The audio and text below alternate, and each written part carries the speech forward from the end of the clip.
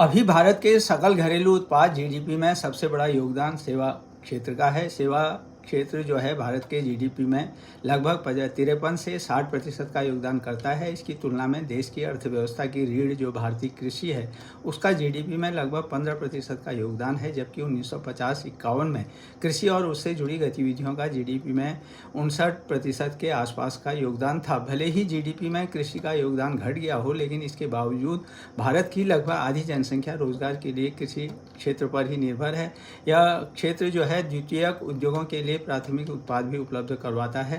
भारतीय कृषि न केवल आमजन के जीवन में सीधे तौर पर खुशहाली लाने में सहायक है, बल्कि देश की जीडीपी में इसकी अग्रणी भूमिका है। इसलिए सरकार ने हाल ही में कृषि क्षेत्र की 7 बड़ी योजनाओं के लिए 14,000 करोड़ का प्रावधान किया है, जिसमें डिजिटल कृषि मिशन है, फसल विज्ञान है, कृषि शिक्षा और प्रबंधन, पशुधन स्वास्थ्य, कृषि विज्ञान केंद्र तथा प्राकृतिक संसाधनों का प्रबंधन शामिल है। सरकार ने 25 नवंबर 2024 को देश भर में मिशन मोड में प्राकृतिक खेती को बढ़ावा देने के उद्देश्य से एक स्वतंत्र केंद्र प्रायोजित योजना के रूप में राष्ट्रीय प्राकृतिक खेती मिशन NMNF शुरू करने की मंजूरी प्रदान की है। इसके अलावा राष्ट्रीय गोकुल मिशन के तहत वैज्ञानिक और समग्र तरीके से देसी गोजाति नस्लों के संरक्षण और विकास के उद्देश्य से 16 गोकुल ग्राम स्थापित करने के लिए धनराशि जारी की है।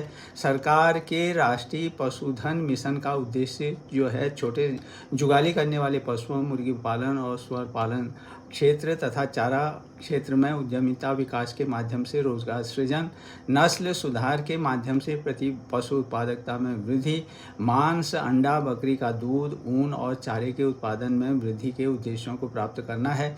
सरकार हर साल किसानों के खाते में फरवरी 2019 से प्रारंभ पीएम किसान सम्मान निधि के तहत 2-2 हज़ार रुपये की 3 किस्तें जो हैं यानी 6,000 रुपये आर्थिक सहायता भी प्रदान करती है, जो उनकी अतिरिक्त आय के रूप में स्थायी मदद बन चुकी है।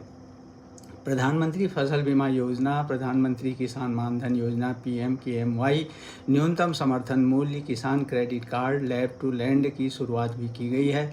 2013 की तुलना में किसानों के लिए 5 गुना से ज़्यादा बजट आवंटन किया गया है। देश के हर खेत की पोषण स्थिति का मूल्यांकन करने के लिए देश में 25 करोड़ सॉइल हेल्थ कार्ड जारी करने से अब सही खाद और बीज का इस्तेमाल कर किसान की आय और उत्पादन जो है बढ़ा है। पूरे देश में 9,000 के आसपास मृदा परीक्षण प्रयोगशालाएं भी स्थापित की गई हैं।